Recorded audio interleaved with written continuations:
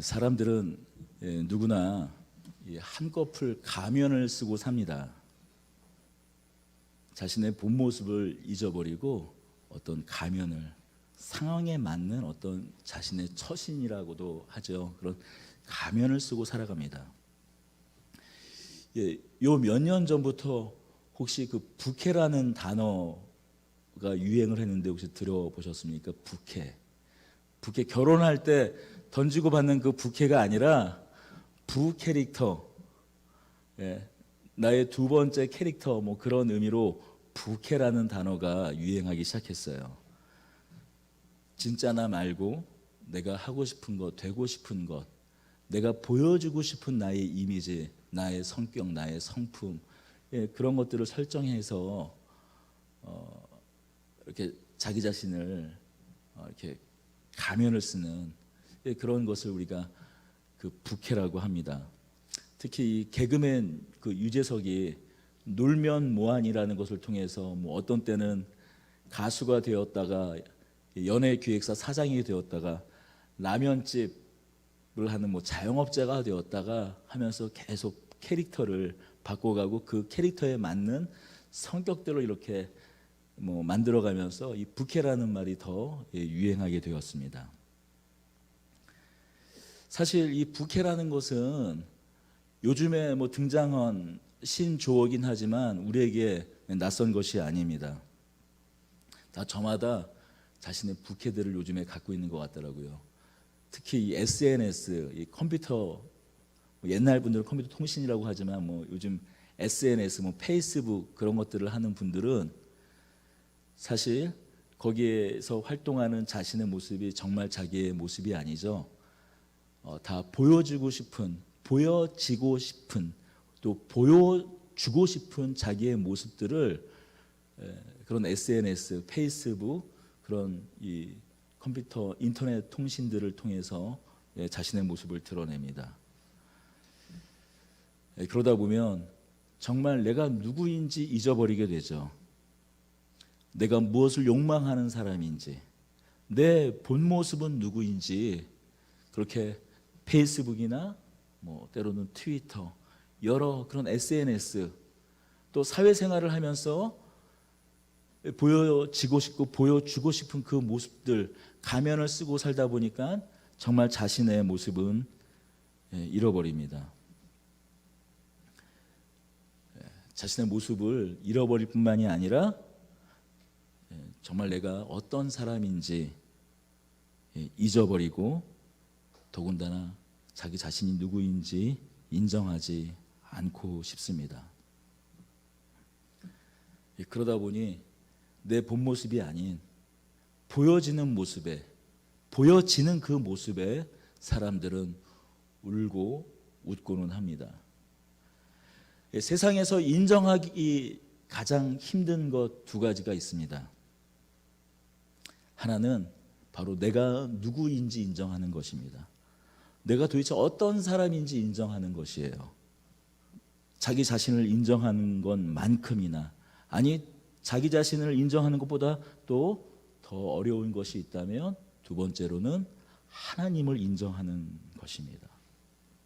사람은 누구나 변화된 삶을, 그렇게 여러 부캐릭터를, 여러 가면을 쓰는 것처럼 사람은 누구나 자신의 모습이 아닌 다른 모습을 꿈꿉니다. 변화되고 싶어 해요.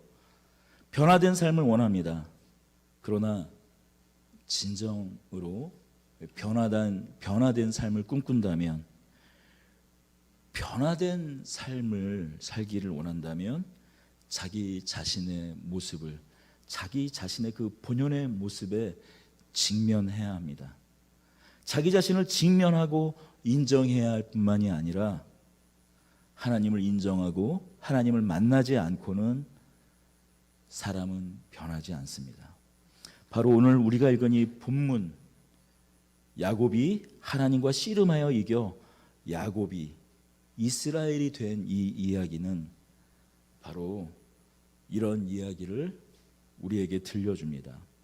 우리 32장을 한 부분씩 좀 살펴보면서 오늘 이야기를 나누려고 합니다. 우리 32장 1절과 2절을 읽겠습니다. 야곱이 길을 가는데 하나님의 사자들이 그를 만난지라. 야곱이 그들을 볼 때에 이르기를 이는 하나님의 군대라 하고 그 땅 이름을 마하나임이라 하였더라. 야곱이 라반과 헤어지고 가나안 땅에 거의 이르렀을 때 하나님의 사자들을 만나게 됩니다. 아마도 그 하나님의 사자, 천사지요. 그 수요가 셀 수 없이 많은 수의 천사들이었던 것 같습니다. 그래서 그 천사들을 다만 하나님의 사자라고 말하지 않고 하나님의 군대라고 말하고 하나님의 군대를 본 그 땅의 이름을, 그 곳의 이름을 마하나임이라 이름을 짓습니다. 마하나임은 진영, 또 진영, 그 우리 군대 진영 말하는 그 진영이란 뜻이에요. 진영, 진영, 군영이란 뜻입니다. 하지만 이 복수여서 진영들 또는 두 진영을 이라는 뜻을 가지고 있죠. 그렇게 하나님의 군대, 하나님의 사자를 본 이 야곱은 그렇게 가나안 땅, 고향 땅을 목전에 두고 있습니다. 하지만 고향에 들어오기 위해서는, 고향 땅을 밟기 위해서는 반드시 넘어가야 할 숙제가 하나 있죠. 무엇입니까? 바로 형 에서예요. 아마 삼촌 라반을 떠날 때보다 더 큰 두려움이 이 야곱에게 있었을 겁니다. 삼촌 라반을 떠날 때 아무도 모르게 우리 야반 도주했을 때 그 라반에게 떠날 때보다 더 큰 두려움이 있었을 거예요. 그래서 야곱이 사자를, 지금 형 에서가 어떤 상황에 있는지, 자신을 어떻게 맞이할 건지 떠보기 위해서, 살펴보기 위해서 사자를 보내요. 형 에서를 만나면 어떤 예를 갖춰서 형 에서를 만나야 할런지 자세히 일러줘요. 주의 종 야곱이 이같이 말하기를, 종에게 네가 우리 형 에서를 만나거든 이렇게 일러라. 4절입니다. 그들에게 명하여 이르되 너희는 내 주 에서에게 이같이 말하라. 주의 종 야곱이 이같이 말하기를 내가 라반과 함께 거류하며 지금까지 머물러 있었사오며. 그 존칭을 사용해서 혹시라도 종들이 실수할까 봐 앞서서 우리 형 에서라고도 말하지 않고 내 주를 만나거든, 내 주 에서에게 이렇게 말하기를 주의 종 야곱이 이렇게 이같이 말하기를 내가 라반과 함께 거류하며 지금까지 머물러 있었사오며. 더불어 삼촌 라반의 집에서 거류하면서 소와 나귀가 많아지고 종들도 많아졌다고 이야기하라고 전해줍니다. 이 야곱은 왜 에서에게 5절과 같이 내게 소와 나귀와 양떼와 노비가 있으므로 이야기는 왜 굳이 하라고 했을까요? 아마도 아버지 이삭의 유산에는 제가 관심이 없습니다 라는 말을 이렇게 돌려서 이야기했던 것 같아요.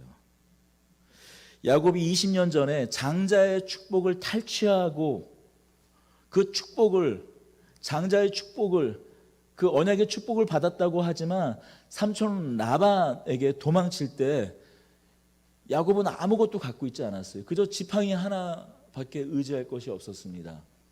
빈털터리로 갔어요. 혹시라도 에서가, 그 형 에서가 야곱이 돌아온 이유가 혹시 이전에 그 장자권 그것을 빌미로 삼아서 아버지 이삭의 여러 소유물을 달라고 이제 요구하는 것 아니냐, 그런 오해를 하지 않도록 그저 제가 이 고향 땅에 돌아왔습니다. 하지만 제가 큰 재물이 있기 때문에 그 아버지 이삭의 유산에, 이삭의 재물에는 아무런 관심이 없습니다라는 것을 아마 은연중에 표시하기 위해서 자신의 종들에게 이 말을 하라고 시켰던 것 같습니다. 그저 내 주께 은혜 받기 원합니다. 형님의 용서를 받기 원한다 하는 얘기겠죠. 사자들이 돌아와서 에서의 반응을 전해 주었어요. 그가 400명을 거느리고 주인을 만나러 온다고 전해 주었습니다. 7절입니다.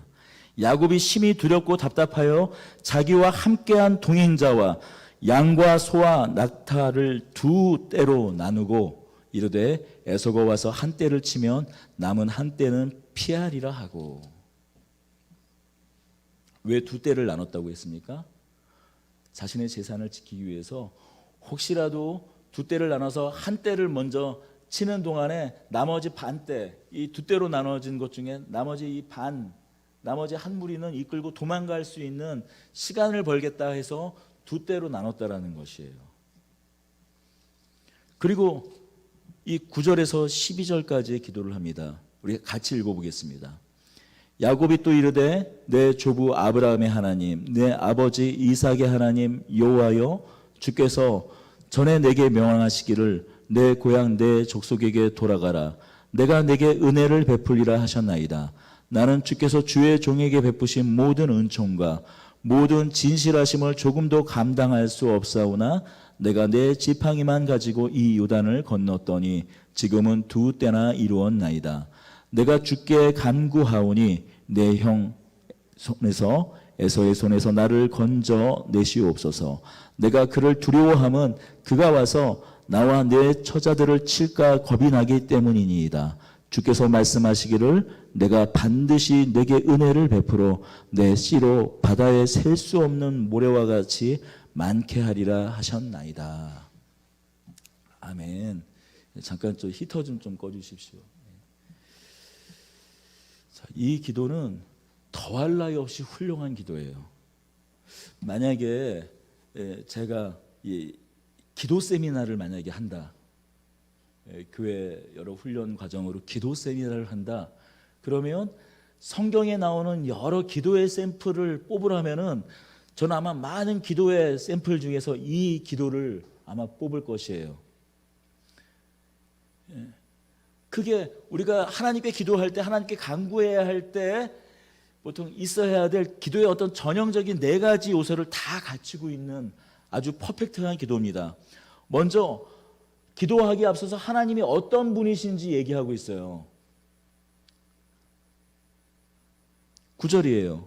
야곱이 또 이르되 내 조부 아브라함의 하나님 내 아버지 이삭의 하나님 여호와여 주께서 전에 내게 명하시기를, 하나님을 말하되 아브라함의 하나님 이삭의 하나님을 이야기합니다. 내 조상의 하나님, 내 조상 어떤 하나님이신가? 시간 속에서 역사하시는 하나님을 찾습니다.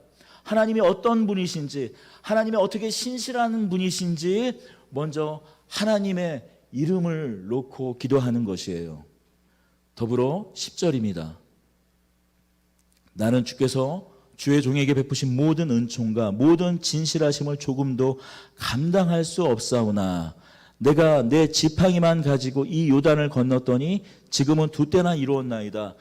하나님께서 하신 일에 대하여 감사하며 나아가는 기도입니다. 나의 조상을 부르셔서 나를 구원하신 하나님께서 또 나를 통하여 어떤 역사를 이루셨는지 고백하고 있어요. 내가 빈손으로 내 지팡이만 가지고 요단을 건너 삼촌 집에 갔지만 내가 이렇게 큰 거부가 되어서 두 때나 되는 큰 재물을 제가 가지게 되었습니다. 감사하며 나아가는 기도예요. 하나님이 어떤 분이신지 그 기도를 통해서 밝히며 나아갑니다. 더불어 감사하며 하나님께 나아가고 있습니다. 세 번째는 하나님이 어떤 분이신지 하나님께 감사하며 나아갈 뿐만이 아니라 자신의 현실적인 필요를 하나님께 구합니다. 11절이에요. 내가 주께 간구하오니 내 형의 손에서 에서의 손에서 나를 건져내시옵소서. 내가 그를 두려워함은 그가 와서 나와 내 처자들을 칠까 겁이 나기 때문이니이다. 솔직한 기도 아닙니까? 제가 겁이 납니다. 다만 내 재산을 잃는 것, 그것은 문제가 안 되지만 나의 목숨뿐만이 아니라 내 처자식들의 생명마저도 나의 형 에서가 분노의 화신이 되어서 죽여 목숨을 빼앗을까 봐 겁이 납니다 라고 솔직하게 나아가고 있어요. 그리고 마지막으로 다시 한번 하나님의 어떠하심, 하나님의 언약을 놓고 기도합니다. 주께서 말씀하시기를 내가 반드시 내게 은혜를 베풀어 내 씨로 바다에 셀 수 없는 모래와 같이 많게 하리라 하셨나이다. 하나님, 저를 통해서, 내 씨를 통해서 바다의 모래와 같이 허다하게 수많은 민족이 일어날 것이라면은 나는 물론이겠거니와 특별히 내 자녀, 내 식솔들이 죽어서는 그 언약은 깨지는 거 아닙니까 하면서 하나님의 약속을 놓고 다시 한번 또 기도하고 있어요. 하나님이 어떤 분이신지, 하나님이 또 나를 통해서 하신 일을 놓고 감사하며 지금 당장에 내가 구하는 간구와 더불어 그 모든 기도를 하나님의 약속을 놓고 기도하고 있는 것이에요. 더할 나위 없이 훌륭한 기도입니다. 그런데 여러분 1절부터 이렇게 쭉 읽다 보면 좀 이상한 점이 있지 않습니까? 1, 2절이에요. 야곱이 길을 가는데 하나님의 사자들이 그를 만난지라. 야곱이 그들을 볼 때 이르기를 이는 하나님의 군대라 하고 그 땅 이름을 마나임이라 하였더라 하고, 지금 야곱이 누구를 만났다고요? 하나님의 사자들을 만났어요. 얼마나 많은 수요였는지 하나님의 군대라고 말할 정도로 많은 수요의 하나님의 천사들을 본 겁니다. 그런데 하나님의 사자를 만나놓고 반응이 없어요. 갑자기 맥락 없이 뜬금없이 3절로 넘어가요. 그리고 형 에서에게 사자들을 보냅니다. 사람들을 보내요. 종을 보내요. 하나님은 가나안 입구에서 자신을 맡고 있는데 베델의 약속을 기억하게 하시며 베델에서 내가 너와 함께 할 것이다, 내가 너를 끝까지 지켜줄 것이다 라는 그 약속의 말씀을 어쩌면 두려움에 떨고 있을 야곱에게 전해주기 위해서 자신의 사자들을 그 가나안 입구에 진치게해서 보여주고 있는데, 지금 야곱 자신은 에서를 맞으러 사자를 보냅니다. 형이 에서와 갈등을 풀지 않으면, 원한을 풀지 않으면 가나안 땅에 들어갈 수 없는 것이 사실이에요. 아니, 들어갈 수 없을 뿐만이 아니라 죽을지도 모릅니다.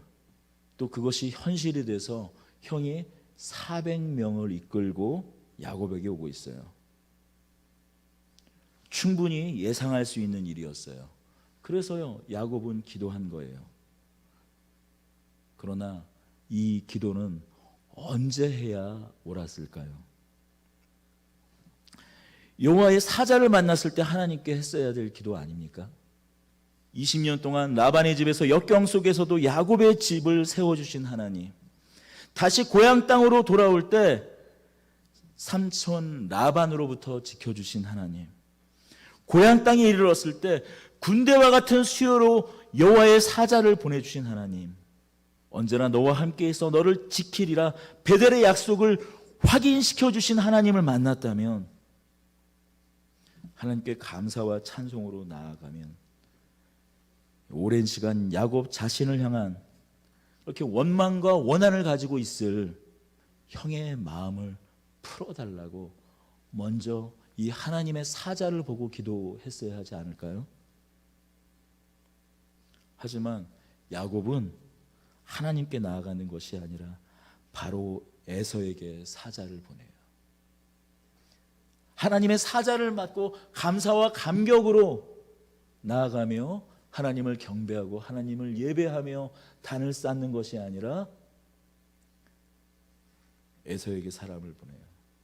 전 이 맥락 없이 이렇게 3절로 넘어가는 것이, 이 대목이 야곱의 영적 교만을 보여주는 한 단면이라고 생각이 듭니다. 하나님이 지켜주시는구나, 하나님이 군대를 보내주셨구나, 하나님께서 군대를 보내주시고 내 진영의 군대까지 하면 까짓 거 아무 문제 없겠구나 하는 야곱의 영적 교만을 보여주는 대목이란 생각이 듭니다. 여기서 이 마하나임이라는 이 단어는 진영이라는 단어예요. 이 진영, 군영, 진지, 이게 그 히브리어로 마네라는 단어입니다. 마하나임은 쌍수예요. 그래서 두 진영이라는 뜻을 가지고 있습니다. 복수형이기도 하지만 쌍수형이라고 해서 마하나임, 두 진영이라는 것이에요. 하나님이 저렇게 군대를 보내주시고 자기도 제법 사람들이 있거든요. 그냥 짐승 떼만 많은 것이 아니라 이 라반의 집에서 거부가 되면서 제법 자신의 종들도 제법 있는 거예요. 그러니 하나님의 진영, 하나님의 군대와 내 군대까지 합치면 아유, 형 에서 그냥 별 문제 없이 내가 가나안 땅을 밟을 것이라고 생각하고 그냥 하나님의 군대 보고 그치, 하나님은 언제나 내 편이니까 하고 아무런 문제의식 없이 그냥 스쳐 지나가고 자신의 계획대로 형 에서를 살펴보라고 종을 보내는 겁니다. 하나님의 군대와 자신의 군대, 이 둘이 함께하니 무서울 게 없다는 것이죠. 그러나 이 야곱의 영적 교만은 에서의 400명의 군대 앞에 속절없이 허물어지고 맙니다. 7절이에요. 야곱이 심히 두렵고 답답하여 자기의 함께한 동행자와 양과 소와 낙타를 두 떼로 나누고 심히 두렵고 답답하여 잠시 영적인 눈이 열려서 하나님의 군대를 보았지만 그러나 하나님의 군대는 하나님의 군대고 현실 앞에 있는 에서의 세력은 자기와 비교할 바가 아닌 것이죠. 400명 이 정도의 군대 규모는 당시 기원전 2000년에 그 당시 중근동의 도시국가의 한 잘 짜여진 병력의 숫자였어요. 당시는 이제 제대로 된 그 국가는 이 이집트 정도의 국가가 이제 제대로 왕정의 모습을 갖추고 제대로 된 시스템을 갖추고 제법 규모 있는 국가의 행정 력을 갖추고 제법 국가의 틀을 갖추고 있었고 나머지 중근동의 대부분의 지역들은 아직 국가라고 말하기는 이르고 도시국가 체제였습니다. 그 도시국가의 대부분 그 병력이 잘 정비된 곳들이 한 300명에서 400명쯤 되었다고 해요. 400명의 딱 수요의 사람을 데리고 에서가 온다라는 소식을 듣고 겁이 덜컥 나는 것이죠. 두려운 것이죠. 아, 형 에서가 아직도 20년 전에 그 원한을 잊지 않고 있구나. 내가 돌아올 날만을 기다리면서 칼을 갈고 있었구나 라고 알게 된 것입니다.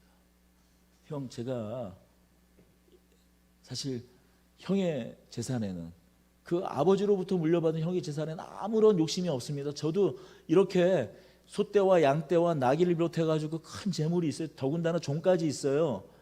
하지만 그냥 들어올 수는 없으니 형님 그래도 은혜를 좀 베풀어 주십시오. 잊어 주십시오. 하지만 형 에서가 400명의 사람을 이끌고 온다라는 그 이야기를 듣고 다시 처음에 가나안 땅을 떠나 라반의 집에 갔었을 때 그 두려움, 그 막막함 앞에 떠는 것입니다. 그렇습니다. 우리는 사실 보이는 숫자에 무너집니다.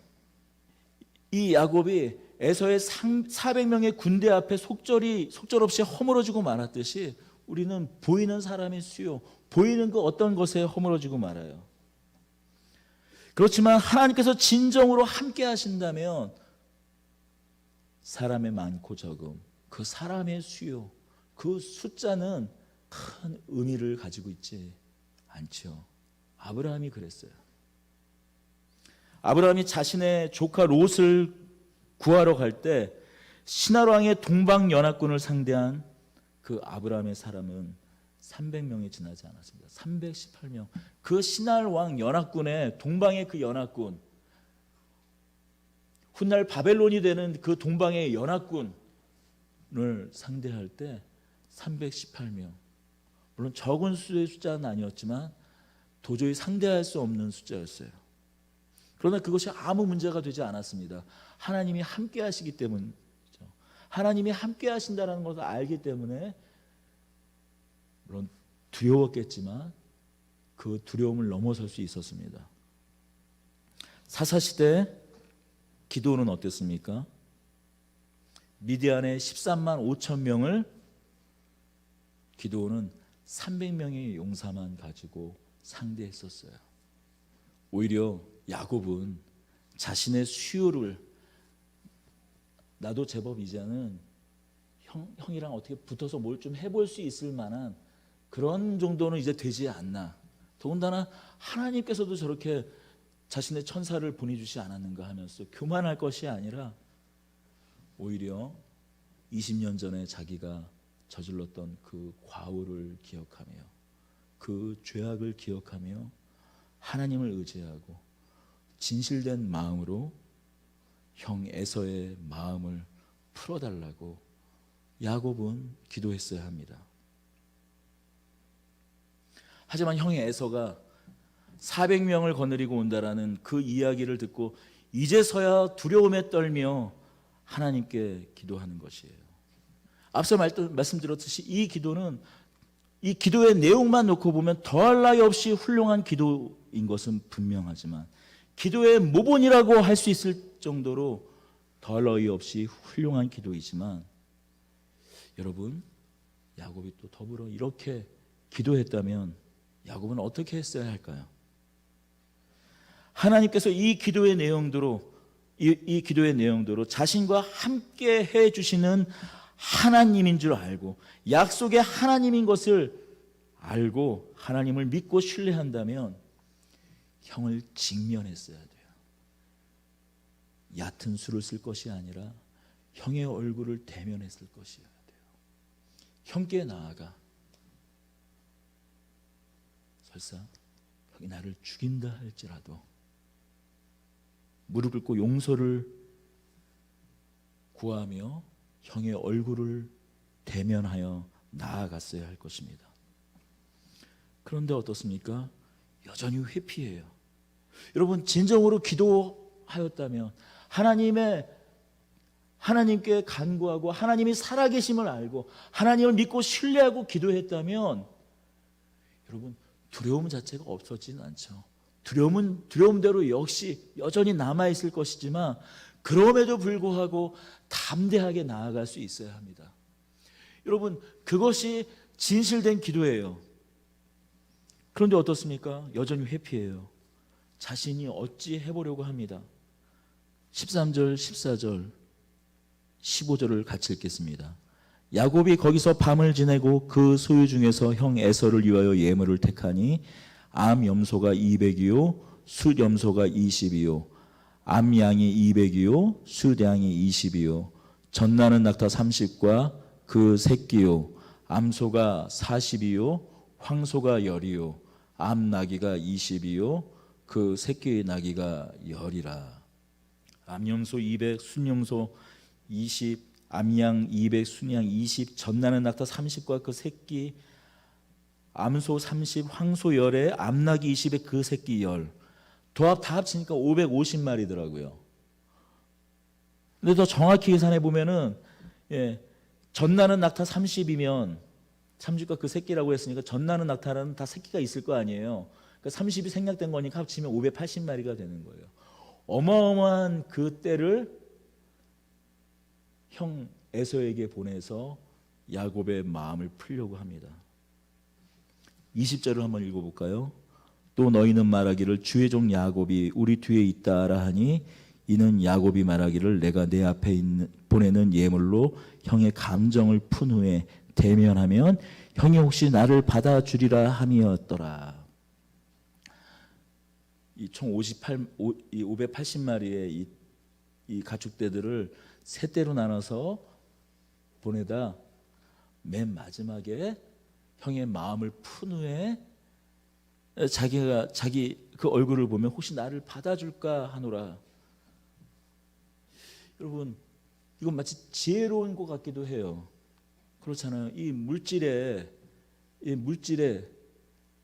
이 사람은 약해질 수 있으니까.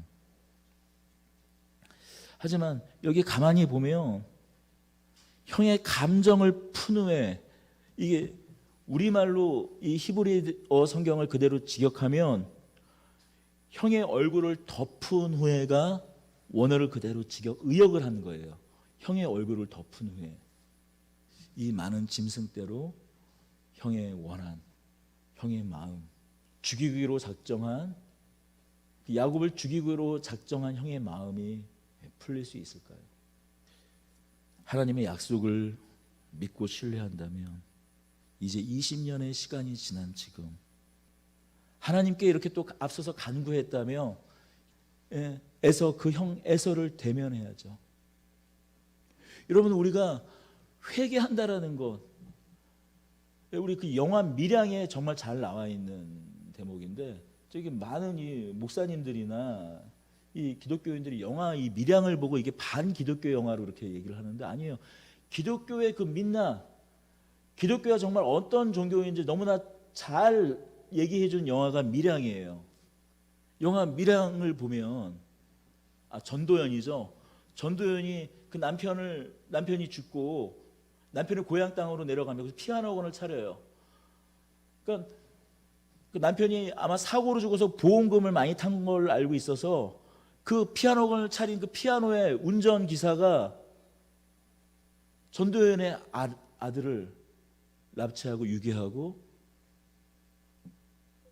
그 아들을 죽입니다. 마치 살아있는 것처럼 돈을 뜯어내려다가 죽여버려요.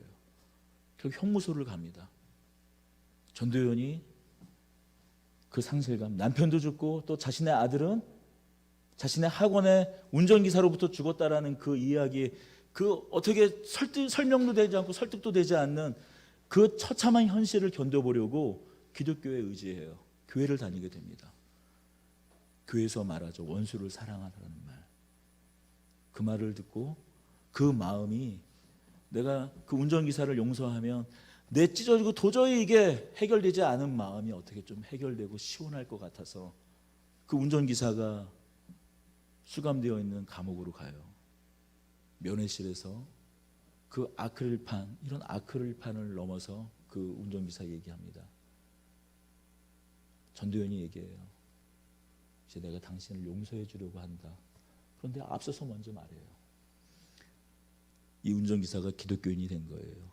거기서 예수를 믿은 거예요. 전도연에게 그윽하고 거룩한 표정을 이렇게 말해요. 하나님께서 다 용서해 주셨습니다. 전도연이 미치는 거죠. 나는 전에 용서하지 못했는데 용서를 좀 내가 먼저 용서해 줘야지. 하나님이 뭔데 하나님이 먼저 용서를 해주고, 네가 잘못했으면 나한테 먼저 용서를 구해야지 하나님한테 해결받으면 끝이냐고. 전도연이 미쳐버립니다. 하나님께 용서를 구하는 것, 하나님께 기도하는 것 좋죠. 그렇게 하나님께 용서를 구했다면 먼저 누구에게 나갔어야 될까요? 야곱은 형 에서에게 나갔어야죠. 형님, 저를 죽이셔도 좋습니다. 용서를 구했어야죠. 여전히 얕은 수로 자신의 짐승들을 가축들을 세 떼로 나누어 한때 보냅니다. 그렇게 해서라도 마음을 풀고 나아갔느냐? 결국 형 에서 앞에 나아가서 형 에서를 대면했느냐? 그렇지도 않아요. 뜸들이다가 결국 밤이 되었습니다. 22절이에요. 밤에 일어나. 잠을 자다가 도저히 잠이 안 오는 거예요. 그러니 자신의 가족들을 흔들어 깨웁니다. 그리고 언제 올지 모르니까, 언제 자고 있는 와중에 기습할지 모르니까 자신의 가족을 흔들어 깨워서 두 아내와 두 여종과 11 아들을 인도하여 얍곡, 멀쩡히 자고 있는데 그걸 흔들어 깨워서 형 에서에게 보내고 있는 거예요. 야곱의 그 자기 중심성을 너무나 잘 보여주는 구절이에요.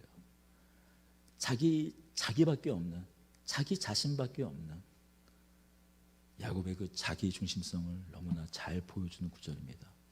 누가 먼저 제일 앞서서 갔어야 할까요? 누가 제일 먼저 앞서서 가야 될까요? 가족들을 뒤로 한 채 자기가 앞서서 가야죠. 그게 족장이고 그게 가정이고 우리가 기대하는 바죠. 보통의 상식을 가진 사람이라면 누구나 기대하는, 누구나 또 그렇게 해야 할 바죠. 하지만 자신의 가족들을, 자신의 식솔들을 먼저 보내고 자신은 여전히 야복강에 남습니다. 가족들을 먼저 보내고 홀로 남았을 때 어떤 한 사람이 씨름을 걸어옵니다. 아마도 이 야곱은 이 싸움을 걸어온 사람이 처음에는 형 에서가 보낸 자객이라고 생각했던 것 같아요. 죽지 않으려고 안간힘을 내며 씨름을 합니다. 밤새 씨름을 하지만 이 결판이 나질 않아요. 이 씨름을 건 사람도 결판이 나지 않자 야곱의 허벅지 관절을 쳐요. 여기서 허벅지 관절은 지금 고관절을 말하는 거예요. 고관절. 고관절을 치면 어떻게 됩니까? 고통도 고통이거니와 온몸의 힘이 다 빠지는 거예요. 우리 요즘 같은 때 겨울에 제일 위험한 게 어떤 건 줄 아시죠? 연세 드신 분들 이 얼음판에서 미끄러지면 고관절 한번 이게 이 골절이 나거나 부러지면 거의 몇 년을 못 버티고, 몇 년이에요. 1년도 채 못 버티고, 왜냐하면 고관절을 부러지는 순간에 삶의 질이 일어설 수도 없고 움직일 수도 없고 거동을 할 수도 없고 하니까 삶의 질이 완전히 무너지면서 힘도 끊어지면서 거의 1년을 못 버티고 거의 돌아가시잖아요. 마음 아프게도. 이 고관절을 끊어냈는데도 불구하고 야곱이 놓질 않는 거예요. 밤새 놓질 않는 겁니다. 날이 샜을 때 이 한 사람이, 씨름을 걸어왔던 한 사람이 이렇게 이야기합니다. 나로 가게 하라. 그런데 야곱이 이렇게 이야기합니다. 나를 축복하지 않으면 보내주지 않겠다고 얘기해요. 나를 축복하지 않으면 놓지 않겠습니다라고 얘기해요. 이게 얼마나 맥락 없는 상황입니까? 자객이라고 생각해서 내내 씨름하다가 고관절이 부러지자 갑자기 축복해달라고 해요. 아마 야곱은 처음에는 자기를 죽이러 온 에서의 자객이라고 생각했다가 어느 순간에 이 사람이 단순히 사람이 아니라 어떤 초월적인 존재, 하나님인 것을 알게 된 것입니다. 그렇다면 이 축복은 어떤 축복을 말하는 걸까요? 무슨 축복을 말하는 걸까요? 돈 많이 벌게 해달라는 걸까요? 잘 살게 해달라는 걸까요? 형이 에서에게 세 떼의 가축들을 보낼 만큼 야곱은 거부였어요. 넘치는 재물을 가지고 있었습니다. 야곱이 구한 이 축복은 어떤 축복일까요? 살려달라는 이야기죠. 나를 구원해달라는 이야기죠. 이 사망의 올무에서 건져달라는 어쩌면 비명일 것입니다. 나의 생명을 건져내달라는 이 간구를 이제서야 합니다.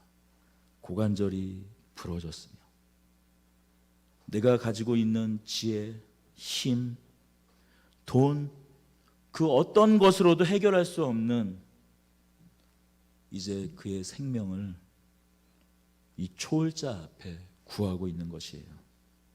자신이 가지고 있는 힘의 모든 근원이 다 끊어졌을 때야 이제 비로소 하나님께 자신의 생명을 찾는 겁니다. 하나님께서 물으세요. 내 이름이 무엇이냐? 하나님께서 야곱의 이름을 몰라서 묻는 걸까요?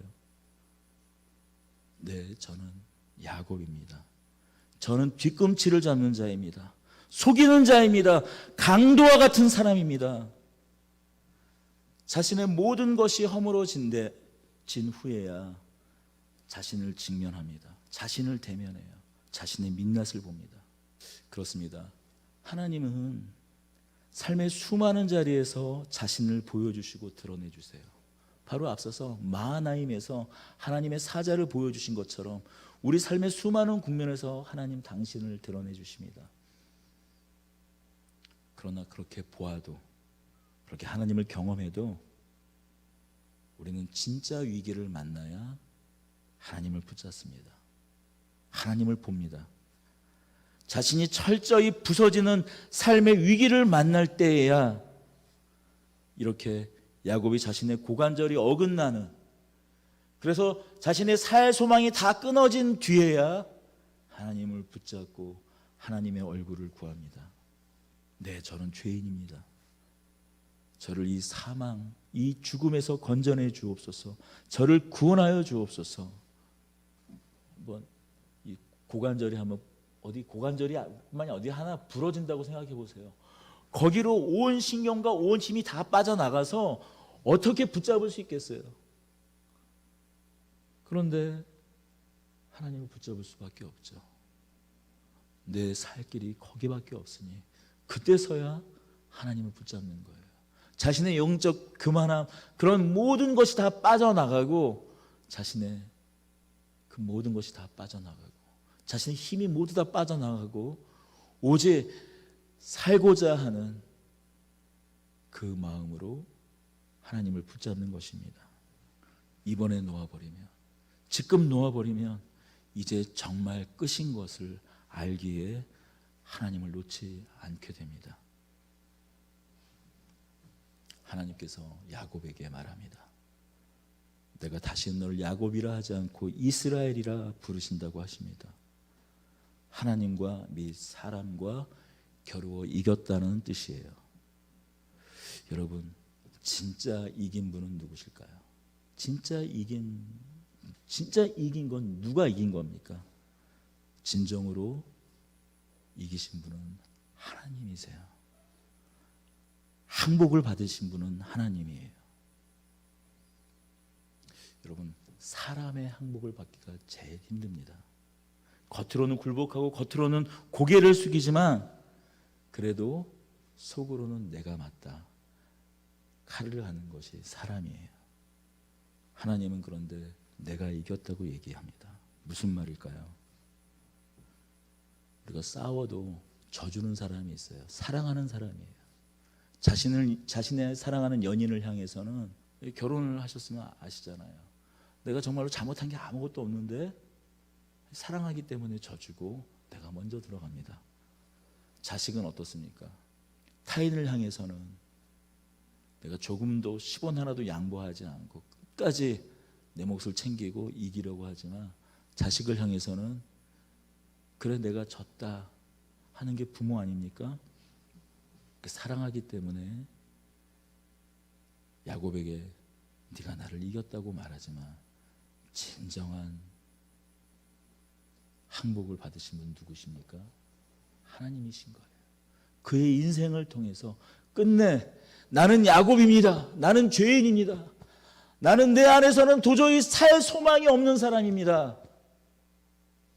내 몸의 온 힘에, 내가 붙잡을 수 있는 모든 힘의 근원이 다 빠져나갔음에도 불구하고 그제서야 하나님을 붙잡습니다. 야곱의 항복을 받습니다. 우리 역시 야복강에서 도저히 두려워서 건너갈 수 없는 삶의 위기를 우리 인생 가운데 만납니다. 여러분, 그 위기야말로 내 모든 것이 삼켜지는 것 같은 그때야말로 바로 내가 누구인지 자기 자신을 인정하게 되는 때입니다.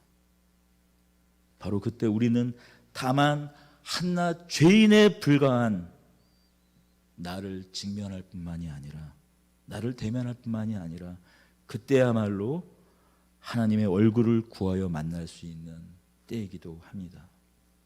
여기에 어떤 사람은 인생의 야복강에서 벌써 하나님의 얼굴을 구하고 만난 사람도 있을 거예요. 또 어떤 사람은 어쩌면 그 살아갈 그 인생의 수많은 국면을 통해서 하나님의 얼굴을 대면하고 직면해야 할 사람도 있을 것입니다.